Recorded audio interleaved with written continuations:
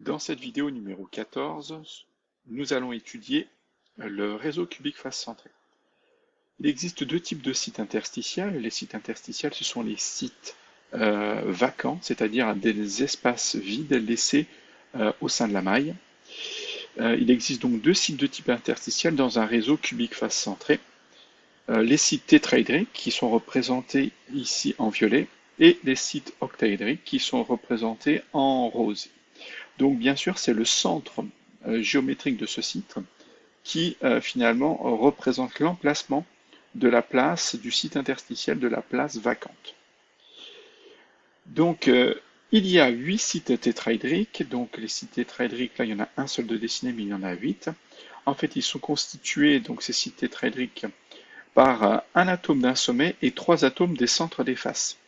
Donc par exemple, on a pris un atome du sommet ici et 1, 2, 3 atomes des centres des faces pour créer ce tétraèdre. Et au centre de ce tétraèdre existe le site donc tétraédrique. Donc on représente bien le site en entier, même si la position de l'espace vide se trouve au centre. Ensuite, il y a aussi donc 4 sites octaédriques qui sont au centre du cube. Donc vous avez celui qui représente au centre du cube. Donc un octaèdre est représenté par ici un carré. Donc c'est une pyramide vers le haut à base carrée et cette pyramide existe aussi vers le bas à base carrée. Ensuite, donc au centre du cube, mais aussi au milieu des arêtes. Et donc on va essayer de voir en 3 dimensions ces différentes positions de sites octaédriques et tétraédriques. Donc là, on a le site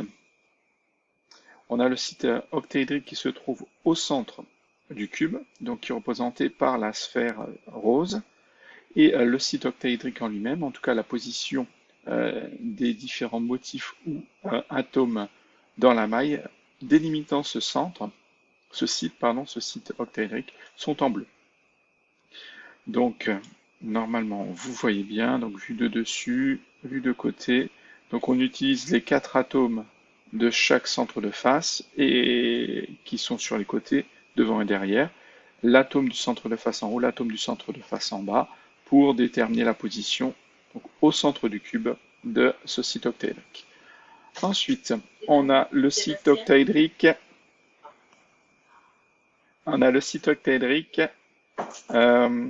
Sur le centre des arêtes.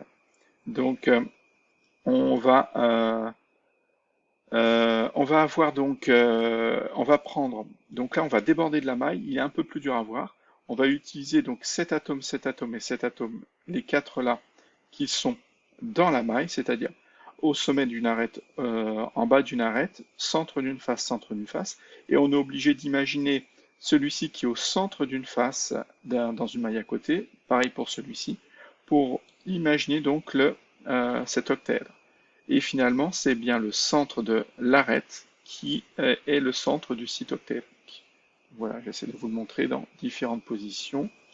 On va essayer de le voir vu de dessus maintenant. Si j'y arrive.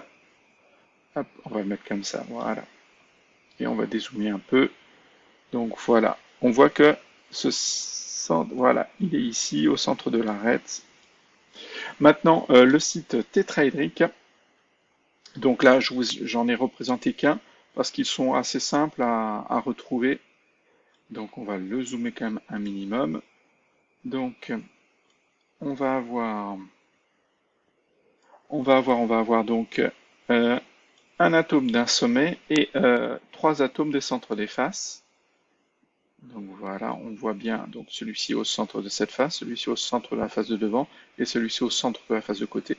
Et on va retrouver de la même façon, on pourra utiliser par exemple cet atome, cet atome, cet atome et cet atome pour un site octaédrique qui serait donc ici. Attention, ce site, pardon, tétraédrique, pas octaédrique. Ce site tétraédrique, il est à l'intérieur même de la maille. Il n'est pas sur une arête, pas sur une face, mais on voit bien qu'il est à l'intérieur. Donc là, on voit bien la position de ce site octaédrique qui est vraiment sur aucune face, mais à l'intérieur.